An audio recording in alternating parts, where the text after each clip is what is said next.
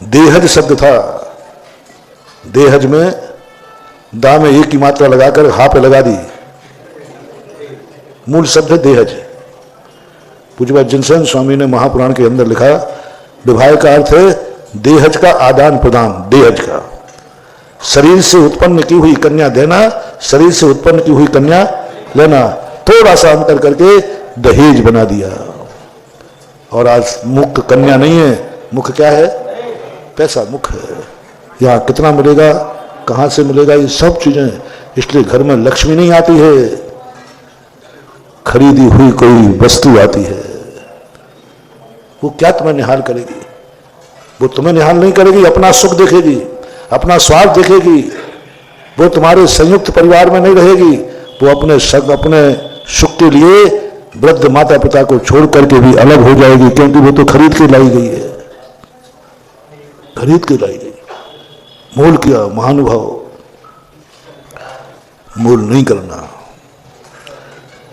जितने मेरे भक्त हैं, कुंवारे बच्चे हैं, उनके माता पिता हैं, एक नियम ले लो, हम बहू के बदले में घर में माताएं, सासुएं, बेटियां, स्वप्न में भी कभी भाव नहीं लाना कि मेरे घर में जो बहू आई है क्या दिया है। देखना ही मत, पूछना ही मत, घर में चर्चा भी नहीं करना कि मेरे बेटे की शादी में वहां से क्या क्या आया है,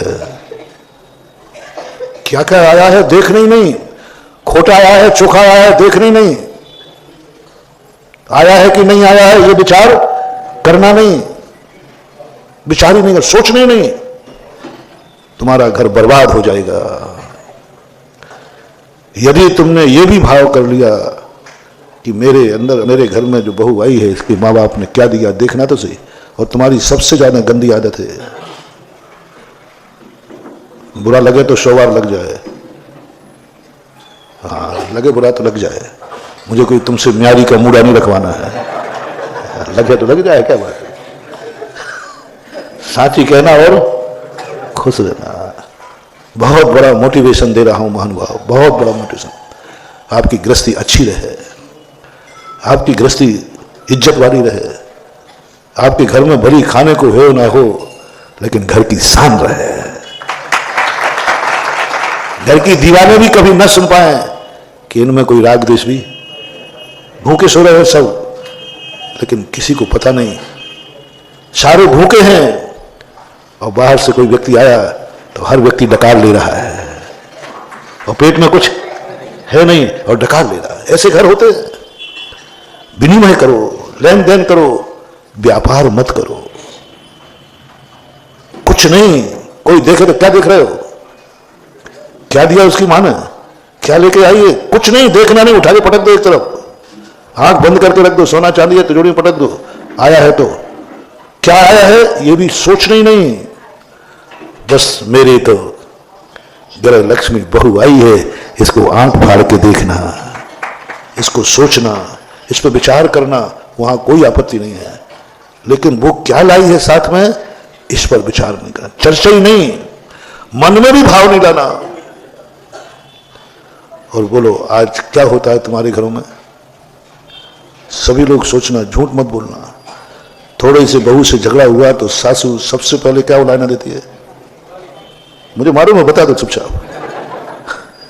क्योंकि मेरे पास जितने केस आते हैं, इतना टॉर्चर करती हो तो कई बार बहू सुसाइड कर लेती है। ये केस आते हैं मुझे तो तुम्ही लोगों से पता चलता है।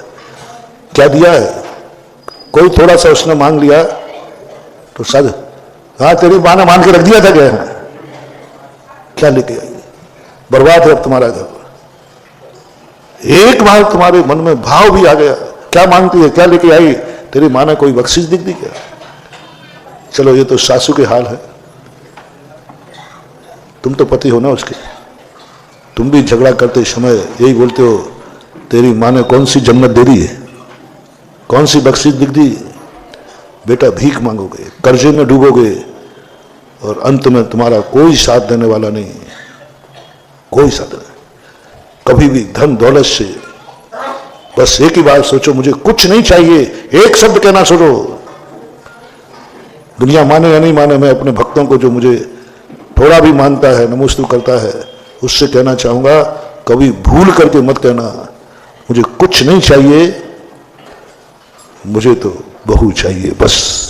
ये शब्द बोल करके तुम कभी लाना, गारंटी मेरी है वो घर कभी खाली नहीं होगा और वो बहू कभी तुम्हें छोड़ के नहीं जाएगी। उसके लक्षण होंगे, कुछ नहीं चाहिए मुझे, बात बहू चाहिए।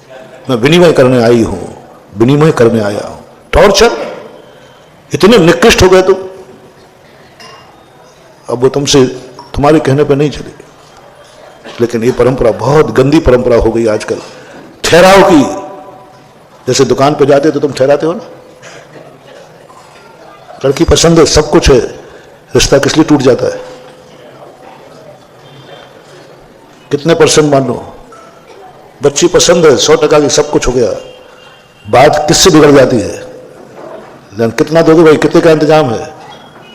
कितने परसेंट मानो टीकमगढ़ में जो लेन देन के कारण से संबंध टूट जाते हैं? नहीं लाना। देखो क्या चमत्कार होता है। वो कन्या जिंदगी भर तुम्हारे पैर धोएगी, गुण गाएगी, मुझे ऐसी ससुराल मिली जहां एक नरियल पे लेके आ गए, क्योंकि उसको अपने बाप की हैसियत मालूम है। और ध्यान रखना, मुझे तो नहीं मालूम, और खास तौर से जैनी की बात कह सकता हूं, ऐसी कोई माँ बाप नहीं है जो अपनी बेटी को शक्ति से ज्यादा देकर विदा न करते हो। मेरा सोच है, हो ही नहीं सकता है जैनी माँ बाप जो अपनी बेटी को शक्ति छुपा के विदा करे।